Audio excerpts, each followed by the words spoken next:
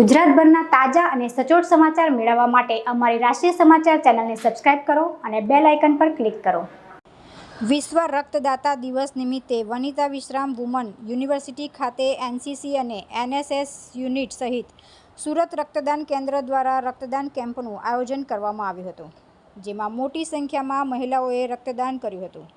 આ રક્તદાન કેમ્પમાં વીરા અભિલાષા સંસ્થા દ્વારા પણ સહયોગ આપવામાં આવ્યો હતો। વીરા અભિલાષા સંસ્થાના ચેરપર્સન સરિતા કુકડાએ કહ્યું કે લાયન્સ ક્લબ સહિતની સંસ્થાઓ ધારક પ્રદાન કેન્દ્રમાં જોડાઈ હતી। આજના દિવસે અમારી સંસ્થાની મહિલાઓએ પણ રક્તદાન કરીને લોકોનું નવું જીવન અપાવતા લોહીનું દાન કર્યું હતું અને અમે લોકોને અપીલ કરીએ છીએ કે બ્લડ દાન સૌ કોઈએ કરવું જોઈએ અને એની જાગૃતિ વધુમાં વધુ ફેલાવવી જોઈએ, કારણ કે રક્તદાન એ મહાદાન છે।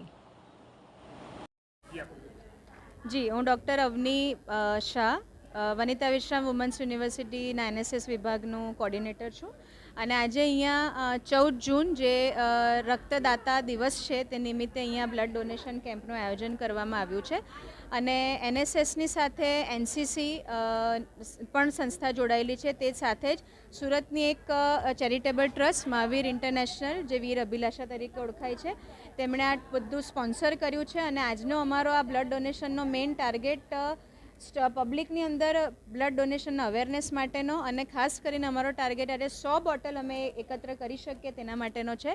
તો એવી અમે આશા રાખીએ કે અમે બહુ જલ્દી 100ના ટાર્ગેટની નજીક પહોંચી જઈએ અને આયોજન બદલ હું મહાવીર ઇન્ટરનેશનલનું દિલથી સ્વાગત કરું છું, દિલથી અભિનંદન કરું છું।